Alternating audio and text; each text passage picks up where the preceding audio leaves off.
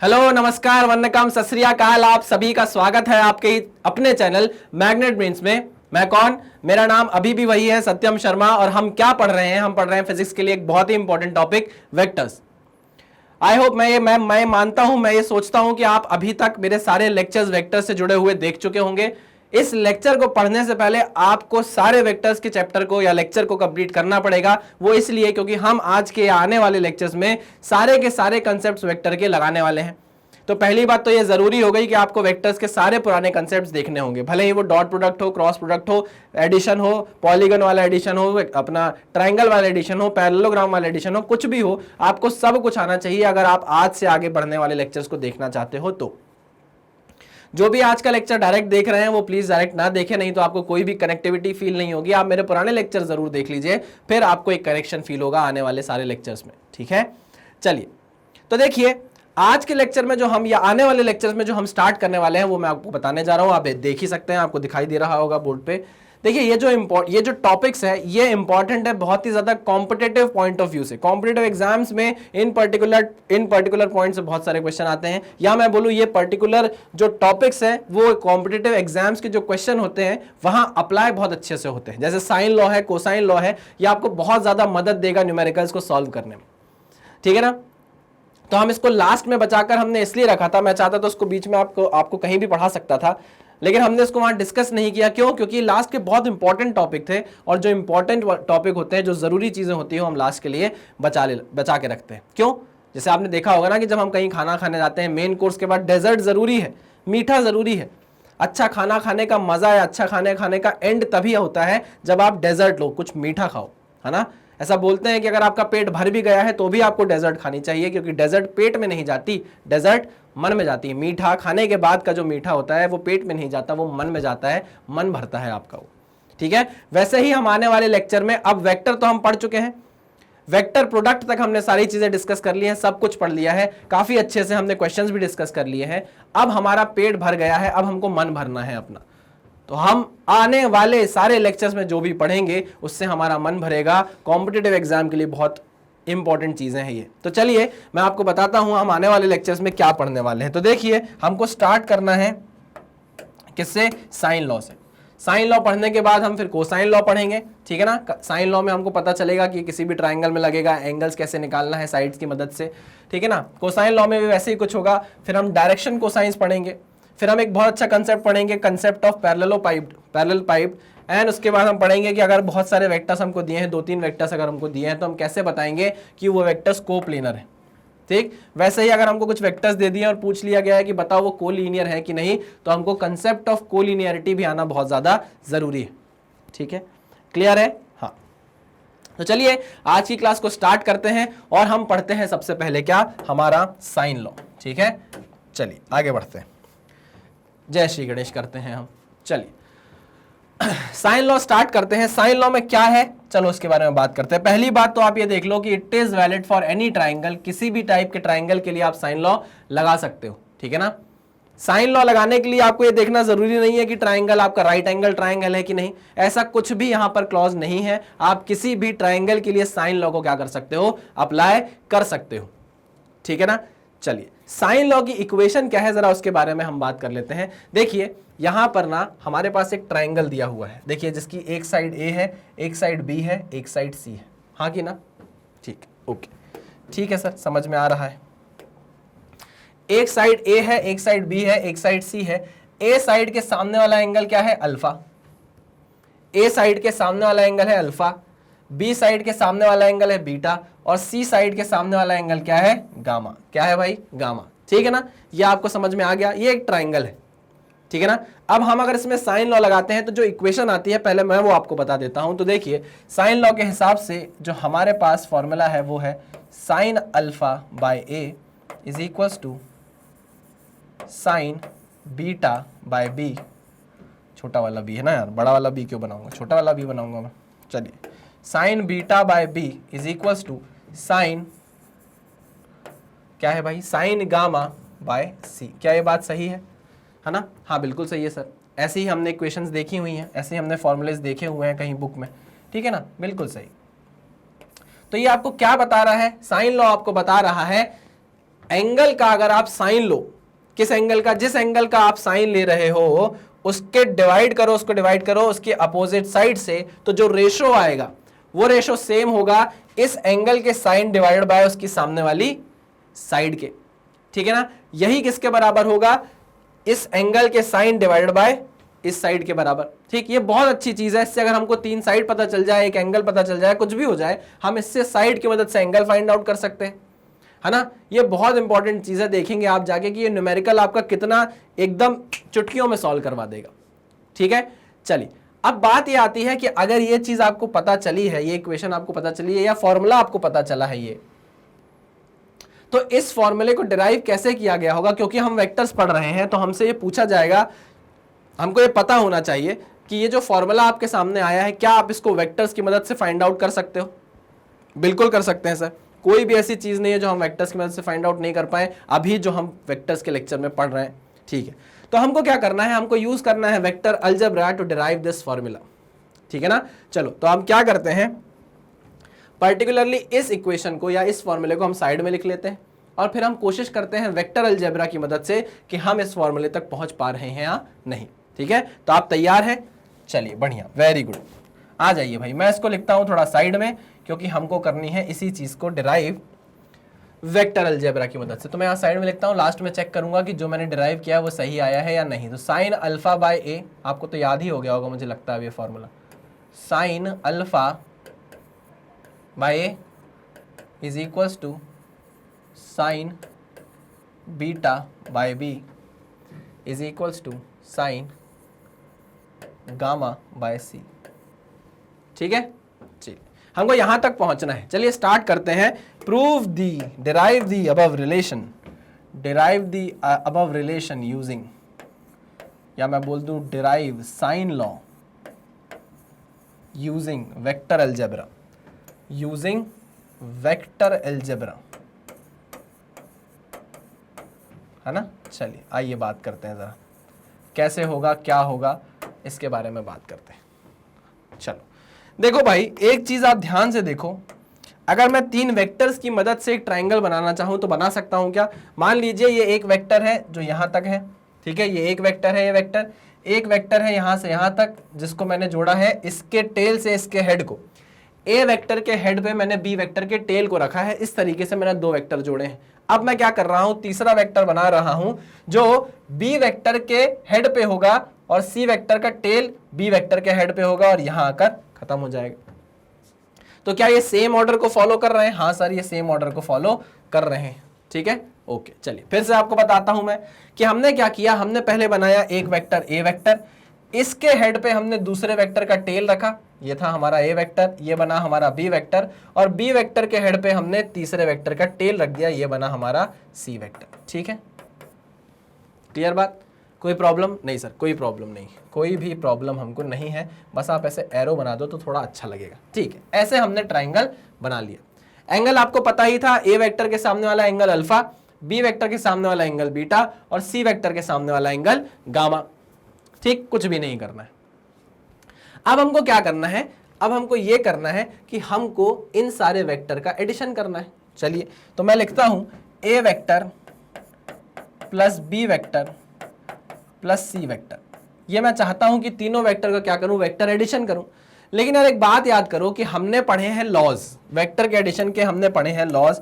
एक पढ़ा हमने triangle law of vector addition, एक हमने पढ़ा parallelogram law of vector addition, ठीक है ना, इतना लंबा लिख दिया मैंने भी, parallelogram law of vector addition. और तीसरा हमने पढ़ा polygon law of vector addition, हाँ कि ना? हाँ सर पढ़ा। हमने एक स्पेसिफिक बात की थी कि polygon law of vector addition आप कब यूज करोगे। अगर आपको याद है तो मैंने आपको बताया था कि triangle law of vector addition and parallelogram of vector addition आप तब यूज करोगे जब दो वेक्टर्स को ऐड करना होगा। क्या? जब दो वेक्टर्स को ऐड करना होगा। लेकिन यहां पर आपके सामने कितने वेक्टर्स हैं? यहां आपके सामने तीन वेक्टर्स है, एक ए वेक्टर, एक बी वेक्टर और एक सी वेक्टर। तीन वेक्टर को आपको ऐड करना है। तो हमारे दिमाग में एक बात फंसी हुई थी कि हम ट्राइंगल और पैरेललोग्राम लॉ को तो यूज नहीं कर पाएंगे। क्या बचा? सिर्फ और सिर्फ पॉलीगन लॉ बचा। अगर आपको दो या दो से ज्यादा 2 या 2 से ज्यादा नहीं, 2 से ज्यादा लॉ अगर आपको वेक्टर्स को ऐड करना है तो आपको कौन सा लॉ यूज करना पड़ेगा, पॉलीगन लॉ यूज करना पड़ेगा, ठीक है ना। चलिए इस पॉलीगन लॉ को याद करो, मैं थोड़ा सा आपको याद दिलाऊंगा फिर आगे बढ़ूंगा। इस पॉलीगन लॉ को हमने क्या हेड टू टेल मेथड भी बोला है, हेड टू टेल मेथड भी बोला है। हाँ sir, head to tail method भी बोला है। क्या हमने ये बोला है कि ये triangle law of vector addition का ही एक्सटेंशन है? हमने पढ़ा है कि ये triangle law of vector addition का ही एक्सटेंशन है। इसमें भी हम क्या करते हैं, एक वेक्टर के हेड पे दूसरे वेक्टर की टेल रखते हैं, ठीक है ना। ये देखो, एक वेक्टर का हेड, उस पे दूसरे वेक्टर की टेल, और तीसरे वेक्टर की टेल दूसरे वाले वेक्टर के हेड पर, ठीक है ना। चलिए याद करो, ये हो गया पॉलीगन लॉ। तो हमको समझ में आ गया कि हम यहाँ पर जो वेक्टर एडिशन कर रहे हैं, A vector plus B vector plus C vector, ये किसकी मदद से कर रहे हैं, बाय पॉलीगन लॉ, ठीक। पॉलीगन लॉ की मदद से हम 3 वेक्टर को ऐड कर रहे हैं। चलिए अब एक बात अगर आपको याद हो, मैं आपको याद दिलाता हूं वैसे, कि अगर आपके पास एक वेक्टर ऐसा था, एक वेक्टर ऐसा था, एक वेक्टर ऐसा था और एक वेक्टर ऐसा था, है ना। ये आपके पास ए वेक्टर, ये बी वेक्टर, ये सी वेक्टर और ये डी वेक्टर, ये आपके पास ऐसे वेक्टर हुआ करते थे। तो आप क्या करते थे, कैसे आप पॉलीगन लॉ बनाते थे, कुछ याद है आपको? बिल्कुल याद है सर, कि हम क्या करते थे, एक वेक्टर बनाते थे बिल्कुल सेम ऐसा ए वेक्टर, और क्योंकि हेड टू टेल मेथड है, ये हेड टू टेल मेथड है, तो अब हम क्या करते थे, इस बी वेक्टर को पैरेलली शिफ्ट करते थे। ये लो, बी वेक्टर को मैं पैरेलली शिफ्ट करता हूं, सेम लंबाई का, सेम मैग्नीट्यूड का बी वेक्टर इधर बना देता हूं। फिर क्या करते थे, फिर सी वेक्टर को पैरेलली शिफ्ट करते थे, सी वेक्टर को पैरेलली शिफ्ट करते थे और बी वेक्टर के हेड पर रख देते थे टेल को सी वेक्टर की। ये देखो, ये रख दिया मैंने, ये रख दिया मैंने, ये बन गया आपका सी वेक्टर। फिर क्या करते थे, फिर आप इस डी वेक्टर को पैरेलली शिफ्ट करते थे, ये आपका बन गया क्या, डी वेक्टर। बन गया डी वेक्टर, हाँ सर बन गया डी वेक्टर। फिर क्या, फिर क्या, फिर सर हम इस पर्टिकुलर हेड पे यहां से ले जाते थे अपने रिजल्टेंट को अपोजिट ऑर्डर फॉलो करते हुए, है ना। ऐसे अपोजिट ऑर्डर फॉलो करते हुए ले जाते थे, जोड़ते थे और बोलते थे कि ये क्या है, हमारा रिजल्टेंट वेक्टर है। याद करो, अगर आप रिजल्टेंट बनाओगे तो वो हमेशा अपोजिट ऑर्डर फॉलो करना चाहिए। ये कौन सा ऑर्डर फॉलो कर रहे हैं, a b c d, same order चल रहा है, ये ऑर्डर चल रहा है, ये ऑर्डर, है ना। लेकिन अगर आपने रिजल्टेंट इसी ऑर्डर में बना दिया, ऐसे ले जाके रिजल्टेंट इसी ऑर्डर में बना दिया, तो गलत हो जाएगा, गलत डायरेक्शन हो जाएगी। आपको क्या करना चाहिए, करना था अपोजिट डायरेक्शन में जाना है, अपने रिजल्टेंट को लेके ऑर्डर को तोड़ना है। तो ये ऑर्डर चल रहा था, तो मैंने ऑर्डर कंप्लीट नहीं होने दिया, लूप कंप्लीट नहीं होने दिया और ऑर्डर उल्टा कर दिया, ठीक है ना। ये आपको पता होगा। जब हमने पॉलीगन लॉ पढ़ा था, तो मैंने आपको एक नोट पॉइंट लिखवाया था कि अगर पॉलीगन लॉ लगाने के बाद आपके पास जो डायग्राम बन रहा है, अगर वो क्लोज्ड लूप बन जाए, पॉलीगन लॉ लगाने के बाद जो डायग्राम बन रहा है, अगर वो क्लोज्ड लूप बन जाए,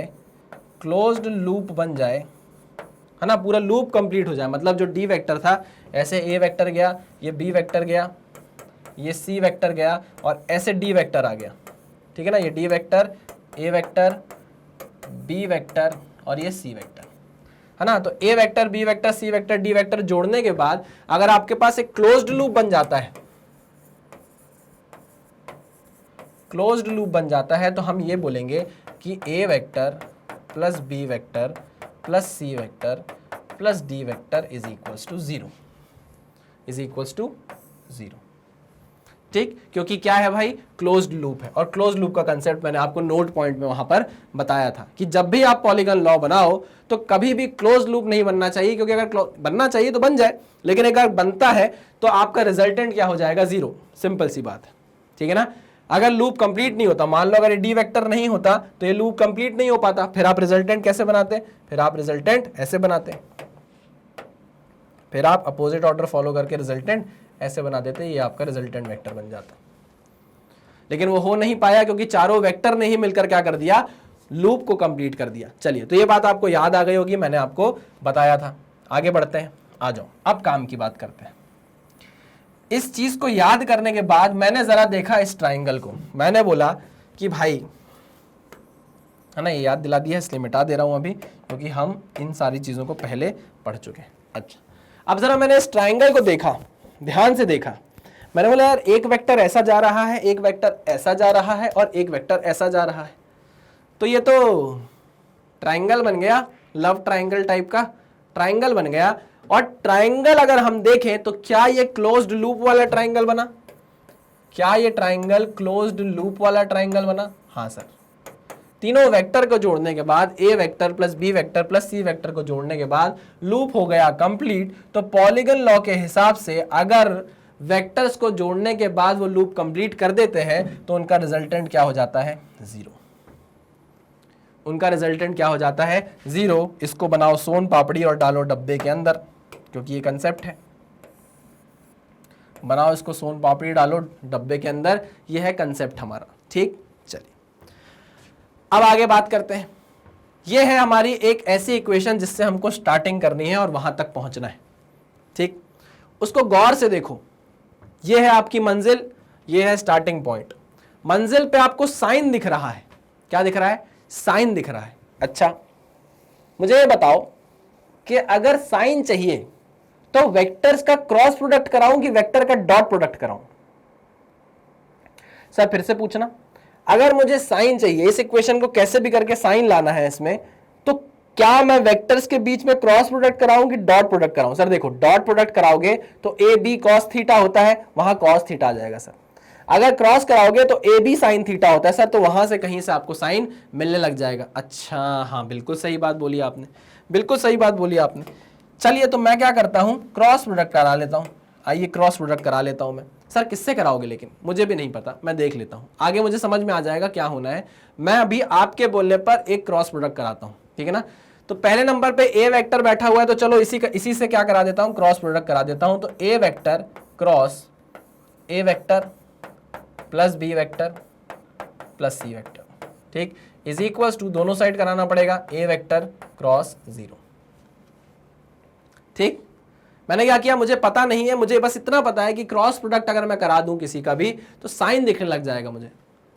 तो मैंने आपकी बात सुनकर पहले नंबर में मुझे ए वेक्टर दिख रहा था तो मैंने उठा लिया। अब मैं देखता हूं आगे जाके क्या होना है ना। आइए, ए क्रॉस डिस्ट्रीब्यूटिव होता है हमारा वेक्टर प्रोडक्ट, होता है कि नहीं? हाँ सर होता है। तो धड़ल्ले से कर दो sir, a vector cross A vector plus A vector cross B vector plus A vector cross C vector is equals to a vector cross 0।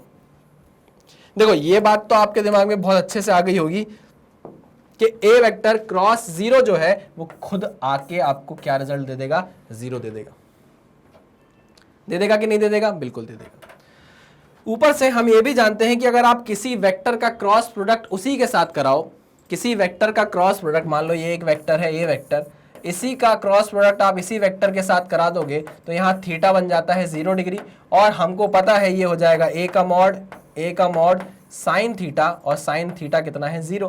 तो साइन 0 कितना हो जाता है? 0। तो पूरा का पूरा क्रॉस प्रोडक्ट क्या आ जाएगा? 0 आ जाएगा। ये बात भी हमने पढ़ी है ना, पुराने कंसेप्ट से ये अभी नहीं जनरेट किए मैंने, ये पुराने लेक्चर्स में ऑलरेडी हम पढ़ चुके हैं। अब क्योंकि आखिरी तक पहुंच रहे हैं हम, तो हमको सारे कंसेप्ट एक के बाद एक लगेंगे, ठीक है ना।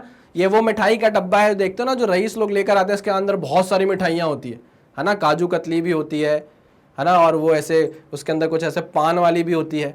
लेकिन अपन तो राजघना के नहीं है, मैं तो सोन पापड़ी ढूंढता रह जाता हूँ उसके अंदर की सोन पापड़ी कहाँ है इसमें यार? नहीं, उसमें आपको सोन पापड़ी नहीं मिलेगी।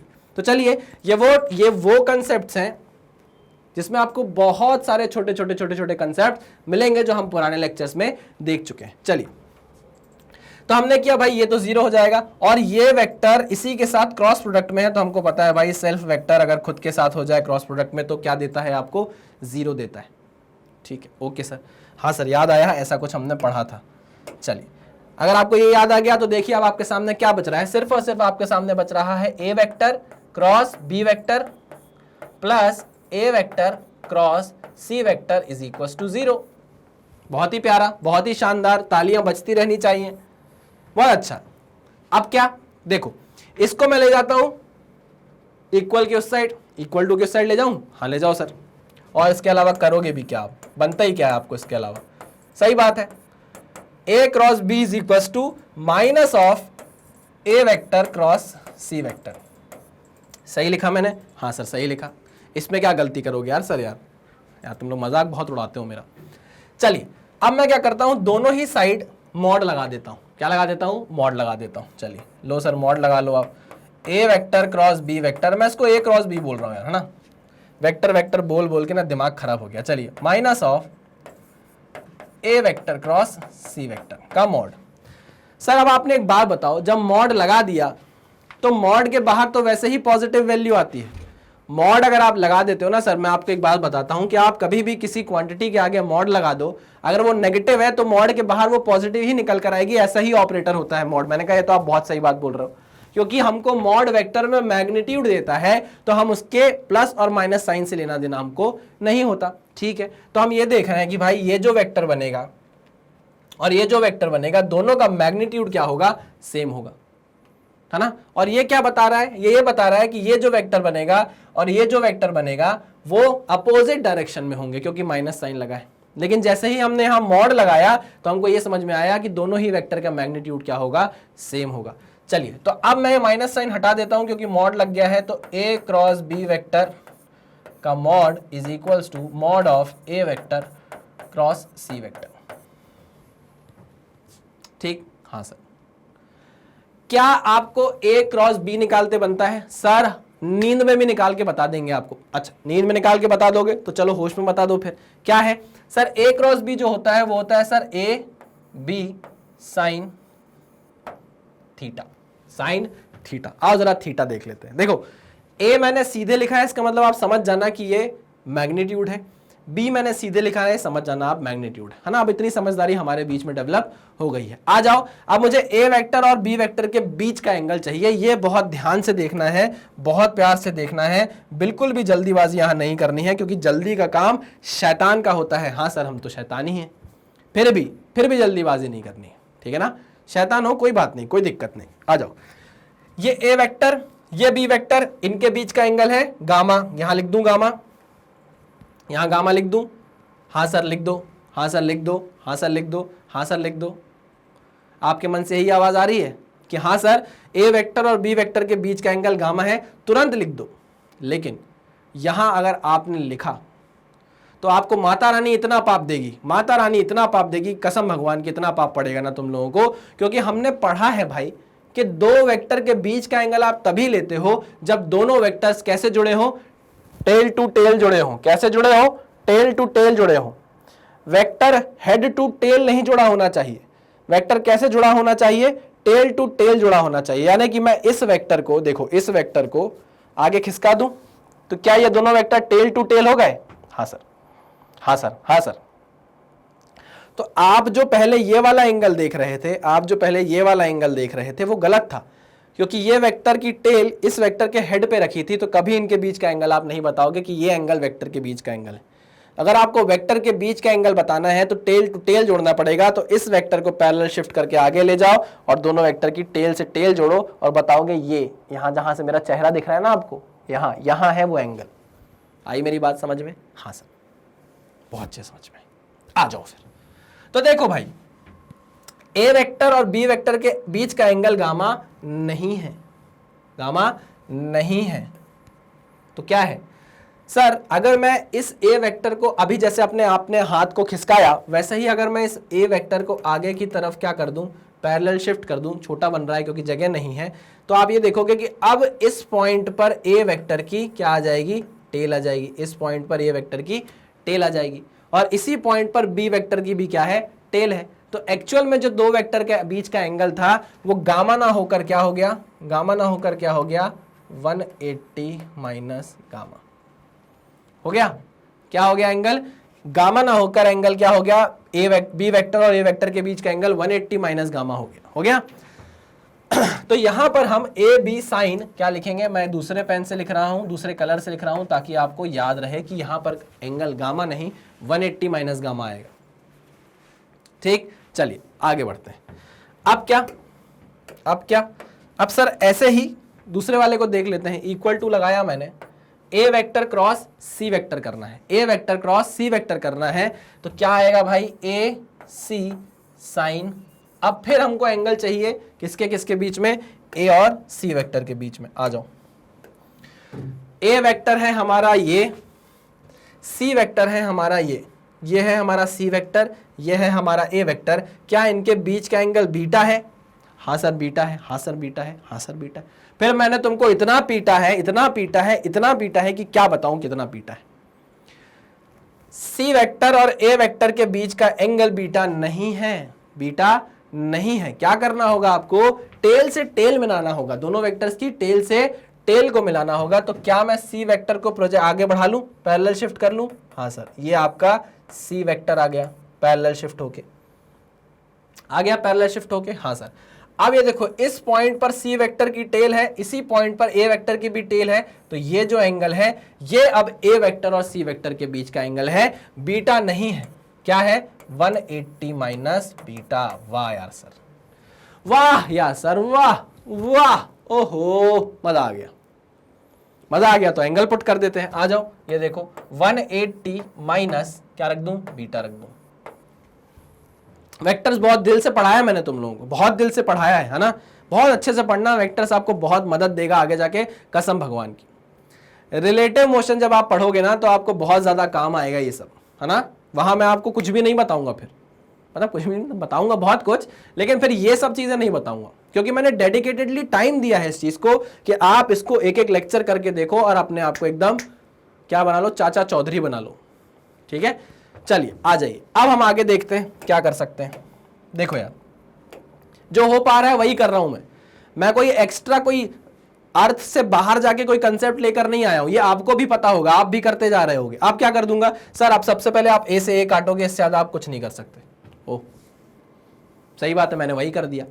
अच्छा सर, एक चीज और अगर आप याद करो, आपको पता होगी कि साइन 180 माइनस थीटा हमेशा साइन थीटा होता है। क्या? साइन 180 माइनस थीटा हमेशा साइन थीटा होता है, क्योंकि यह है आपका 180, यह है आपका 180, है ना। और 180 माइनस थीटा जब आप करते हो तो आप आ जाते हो कौन से क्वाड्रेंट में? सेकंड क्वाड्रेंट में। और सेकंड क्वाड्रेंट में साइन हमेशा क्या होता है? पॉजिटिव होता है। तो 1 और 180 वाले फंक्शन में कभी आपका ट्रिग्नोमेट्रिक फंक्शन चेंज नहीं होता, वैसे का वैसा ही रहता है, ठीक है ना। तो साइन 180 माइनस थीटा क्या हो जाता है? साइन थीटा हो जाता है। अगर आपको थोड़ा सा याद नहीं हो तो मैं यहाँ लिख देता हूँ, साइन 180, मैंने एक मैथ्स का डेडिकेटेड वीडियो डाला है ना यार, वो भी देखो। Sine 180 minus theta is equal to sine theta होता है। चलिए, तो इसी के साथ हम यहाँ यहाँ क्या लिख सकते हैं? B sine 180 minus gamma is sine gamma is equal to c sine 180 minus beta is sine beta. सही लिखा कि नहीं लिखा मैंने? सही लिखा? हाँ सर सही लिखा। तो आपको क्या इससे एक वैल्यू आते हुए नहीं दिख रही क्या? एक फॉर्मेशन होता हुआ दिख रहा है कि sine beta by B is equal to sine gamma by C. ये देखो, इससे आपको दिख रहा है sine gamma by C is equal to sine beta by B. वाह वाह वाह वाह सर वाह, आखिरकार सोन पापड़ी आपने बना ही दी। आप अपने एक रिजल्ट तक पहुंच ही गए। देखो देखो देखो देखो, साइन गामा बाय सी आ गया है is equal to sine beta by B आ गया है। मतलब आपने अपनी आधी जो है युद्ध, आधा युद्ध जीत लिया है, आधी लड़ाई आपने जीत ली। और क्या सीखा आपने? आपने ये सीखा कि जब आपने ए वेक्टर से क्रॉस प्रोडक्ट कराया तो ए वाली टर्म ही गायब हो गई। आई कौन सी? सी वाली और बी वाली। ये भी आपने सीखा, झूठ मत बोलो। मेरे को शुरू में नहीं पता था, मेरे को शुरू में सिर्फ साइन दिख रहा था और साइन के लिए मैंने क्या कर दिया था? क्रॉस प्रोडक्ट कर दिया था, किसी से भी कर दिया था, है ना। क्योंकि मुझे पहले नंबर पे ए दिख रहा था तो मैंने पहले नंबर से उठा के क्या कर दिया? क्रॉस कर दिया। लेकिन मैं अब जब आ गया फाइनल डिसीजन तक, फाइनल कंक्लूजन तक, तो मुझे दिखा कि भाई इसमें तो ए वाली टर्म ही नहीं आई। इसका क्या मतलब हुआ कि आप जिससे क्रॉस प्रोडक्ट करोगे उसकी टर्म आपको फाइनल रिजल्ट में नहीं दिखेगी। ठीक है सर, ठीक है सर, आई मेरी बात समझ में? हाँ सर, अच्छे से समझ में आई। ठीक है, अब आप इसको नोट डाउन करिए, हमको फिर दूसरा पार्ट सॉल्व करना है। साइन अल्फा बाय ए नहीं आया है, उसको भी निकालेंगे, देखेंगे कि वो किसके बराबर आ रहा है। इसको आराम से नोट डाउन करिए, फिर हम आगे बढ़ते हैं। चलिए, ये आपने लिख लिया होगा, है ना। तो हमने आधा वाला पार्ट प्रूव कर लिया है भाई, sine gamma by C is equal to sine beta by b तक हमने कर लिया है। अब अगर हमने ये वाला आधा कर लिया तो बस बल्ले बल्ले, है ना। चलिए, तो मैं इसको इरेज करता हूं। आप अभी तक कंसेप्ट समझ गए होंगे, उसी कंसेप्ट को हम फिर से रिपीट करेंगे बट दूसरे वेक्टर के साथ क्रॉस प्रोडक्ट करा के। चलिए आइए देखते हैं। इसको मैंने कर दिया इरेज, है ना। बहुत ही बढ़िया तरीके से हम अपने रिजल्ट तक पहुंचे हैं। जो काम की चीज़ें हैं वो मैं रख लेता हूं, बाकी चीज़ें मिटा देता हूं। चलिए,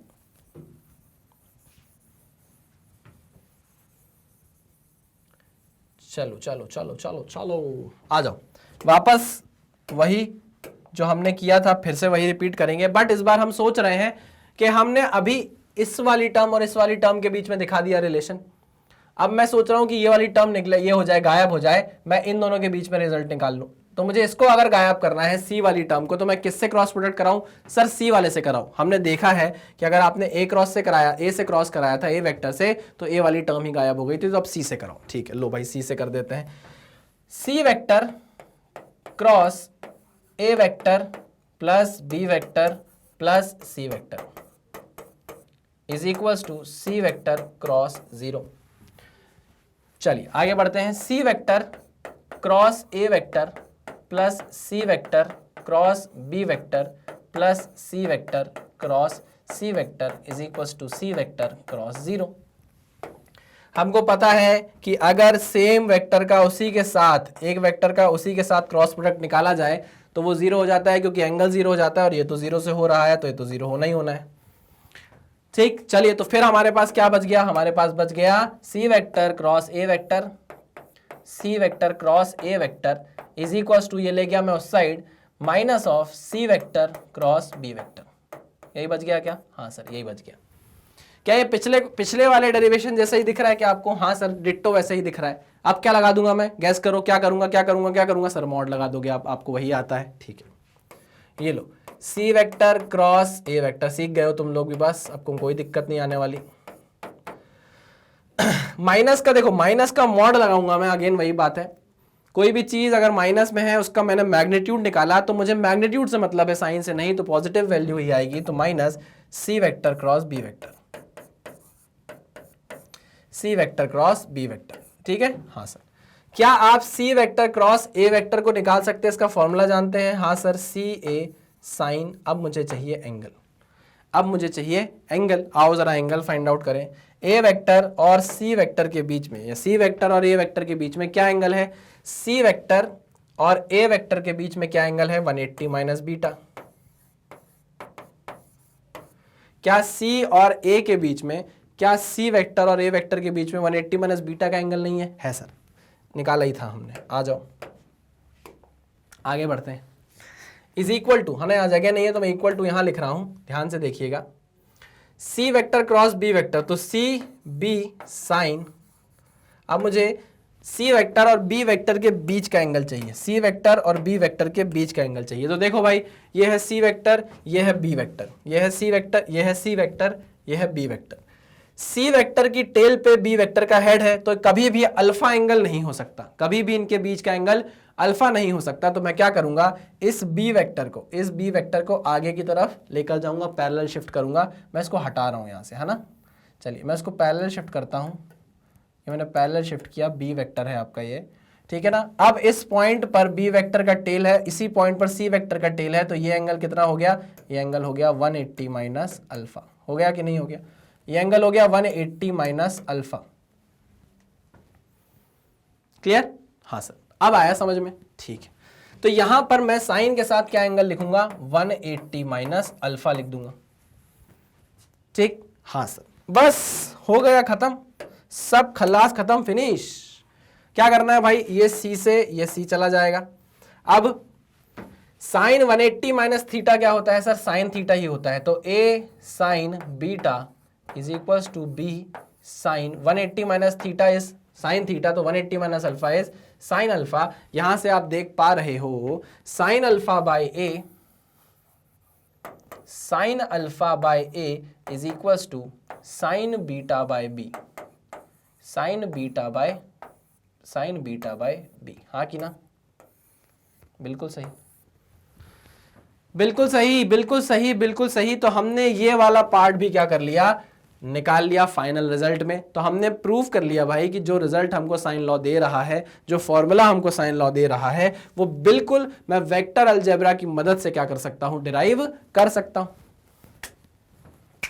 बहुत शानदार, कंप्लीटली समझ में आया होगा। यहां पर हमको क्रॉस प्रोडक्ट का थोड़ा सा कंसेप्ट यूज करना पड़ा, वो हमने कर लिया। एंगल का कंसेप्ट यूज करना पड़ा, वो हमने कर लिया। और देखो आपके सामने एक फाइनल साइन लॉ आकर बैठ गया है। ठीक है, क्लियर है? तो चलिए भाई इसको नोट डाउन करिए, फिर हम आगे बढ़ते हैं। चलिए, तो ये हो गया भाई कंप्लीट हमारे पास एक फॉर्मूला जिसको हम बोलते हैं क्या, साइन लॉ। ठीक है ना? साइन लॉ को निकालने के लिए आपको पता है ना, पहले जिस वेक्टर को गायब करना है, जिसका नामो निशान मिटाना है, उसी से क्रॉस प्रोडक्ट कर दो। पहले ए से किया तो वो मिट गया, फिर सी से किया सी मिट गया, बी से करोगे तो बी मिट जाएगा ना। सबके बीच में रिलेशन सेटअप कर सकते हो आप। आपके पास फाइनली क्या आ जाएगा, फॉर्मूला साइन लॉ का आ जाएगा। ठीक है ना? मैं फाइनली आपको लिख कर दिखा देता हूं कि साइन लॉ का फॉर्मूला क्या होता है। आप उसको लिख लीजिएगा, स्क्रीनशॉट ले लीजिएगा। चलिए आगे बढ़ते हैं। तो मैं आपसे वापस बात कर रहा हूं कि साइन लॉ का फॉर्मूला क्या निकल कर आया था। तो साइन लॉ को आप लिखते हो भाई, sine alpha by A is equals to sine beta by B is equals to sine gamma by C, है ना? जो एंगल आप ले रहे हो उसके सामने वाली साइड आपको लेनी पड़ती है। ठीक है ना? जो एंगल आप ले रहे हो, अल्फा ले रहे हो तो सामने वाली साइड है ए, बीटा ले रहे हो सामने वाली साइड है बी, गामा ले रहे हो सामने वाली साइड है सी। ठीक है, चलिए, तो ये आपका फॉर्मूला है भाई, इसको आप नोट डाउन कर लो आराम से, कोई टेंशन वाली बात नहीं है। इसको करता हूं मैं क्लियर, आगे बढ़ते हैं। चलिए, ये क्वेश्चन आपकी आंखों के सामने है। इस क्वेश्चन में आपको क्या करना है भाई, लो, आपको साइन 40 की वैल्यू दी गई है, मैं आपको साइन 110 की भी वैल्यू दे देता हूं, है ना? साइन 110 इज इक्वल्स टू 0.939 ये आपको दे दिया गया है ना? और बोला गया है फाइंड करो क्या, BC एंड AC। आपको BC और AC पता करना है। ठीक है, चलो ये आपको नहीं पता, ये आपको नहीं पता। हाँ, ये वैल्यू आपको गिवन है 1 यूनिट, है ना? ये 1 यूनिट आपको गिवन है। ज़्यादा बड़ी लग रही होगी लेकिन कोई बात नहीं, गिवन है। आइए देखते हैं क्या हम इसमें जो भी हमसे पूछा गया है वो फाइंड आउट कर पाते हैं या नहीं। देखो यार, आपके पास एंगल दिए हुए हैं और एक साइड दी गई है, बस आपका एक रेशो तैयार हो गया है, आपको कोई प्रॉब्लम वाली बात ही नहीं है। देखो मैं आपके सामने लिखता हूं, साइन लॉ आपको बताता है sine alpha is upon A is equals to sine beta upon B is equals to sine gamma upon C. होता है? हाँ सर होता है। तो अगर मैं इसको ए बोल दूं, इसको बी बोल दूं, इसको सी बोल दूं, तो आओ जरा देखते हैं क्या मैं इसको इस फॉर्म में लिख सकता हूं। साइन अल्फा हमारे लिए क्या बन जाएगा, ए के सामने वाला अल्फा बन जाएगा, बी के सामने वाला बीटा बन जाएगा और सी के सामने वाला गामा बन जाएगा। ठीक है, वो कैपिटल ए, कैपिटल बी और कैपिटल सी, उससे कंफ्यूज मत होना। मैंने जो साइड की लेंथ ली है वो स्मॉल ए, स्मॉल बी और स्मॉल सी ली है। ठीक है, चलिए आइए बात करते हैं। साइन अल्फा की वैल्यू आपको दी गई है, साइन अल्फा कितना है 30 degree, sine alpha 30 degree divided by A की वैल्यू कितनी दी है 1 यूनिट। ठीक, is equals to sine beta, beta की वैल्यू आपको कितनी दी गई है 40 degree, sine 40 degree divided by B is equals to sine gamma की वैल्यू है आपके पास 110 डिवाइडेड बाय सी। कोई प्रॉब्लम नहीं सर, कोई भी प्रॉब्लम नहीं है। अच्छा, अगर आपको कंफ्यूजन हो रहा है तो भाई क्या मैं बी को BC लिख दूं, क्योंकि हमको फाइंड आउट वही करना है ना? नहीं तो आप बोलोगे सर कंफ्यूजन हो रहा है। आ जाओ, तो हम B को लिख देते हैं BC और हम C को लिख देते हैं AC। ठीक है ना? यही आपको फाइंड आउट करने हैं। तो आओ पहले मैं उठा लेता हूं इन दोनों को सॉल्व कर लेता हूं पहले। ठीक, इन दोनों को सॉल्व अगर करता हूं, साइन 30 की वैल्यू आपको पता है 1/2 होती है, 1/2 into 1 is equals to sine 40 की वैल्यू आपको 0.745 दी गई है, 0.745 डिवाइडेड बाय BC। क्या आप इससे BC की वैल्यू फाइंड आउट नहीं कर सकते? वो होगी 2 टाइम्स ऑफ 0.745। ये है आपकी BC की वैल्यू। ये आपको कब मिली? जब आपने इन दोनों सेट को उठाकर सॉल्व किया। ठीक है, अब मैं क्या करता हूं, इसको हटा देता हूं। अब मैं कौन से सेट उठा लूं? अब मैं उठा लेता हूं ये दोनों सेट, है ना? इन दोनों से देख लेता हूं, इन दोनों से निकाल लेता हूं जो भी वैल्यू मुझे पता करनी है। तो आओ फिर से मैं देखता हूं, sine 30/1 is equals to 1/2 is equals to sine 110 upon AC। Sine 110 की वैल्यू आपको 0.939 दे दी गई है, 0.939 डिवाइडेड बाय AC क्या आप इससे AC की वैल्यू फाइंड आउट नहीं कर सकते? कर सकते हैं sir. 2 into 0.939 is the value of AC, is the length of AC, units में, है ना, यूनिट्स में। ये यूनिट है तो ये सब भी क्या है? यूनिट है। कोई प्रॉब्लम गई क्या इसमें आपको? नहीं सर, कितनी आसानी से आपने साइन लॉ की मदद से जो भी अननोन आपसे साइड पूछी गई थी उसकी आपने वैल्यू निकालकर तुरंत दे दी हाथों हाथ। कोई भी आपको ऐसी परेशानी नहीं हुई है ना। और ये बात मैं आपको पहले भी बता चुका हूं कि साइन लॉ के लिए कोई ट्राइंगल ऐसा नहीं है कि भाई यही ट्राइंगल होना चाहिए, है ना। किसी भी ट्राइंगल में साइन लॉ क्या होता है? एकदम परफेक्टली वैलिड होता है। क्लियर? पक्का? 100%? चलिए, तो यहां तक हमने पढ़ लिया है भाई अपना साइन लॉ। नेक्स्ट लेक्चर में हमको देखना है कोसाइन लॉ, हम अपने नेक्स्ट लेक्चर में उसको देखेंगे। तो चलिए आज के लेक्चर में इतना ही, नेक्स्ट लेक्चर में मिलते हैं कोसाइन लॉ के साथ। Thank you very much.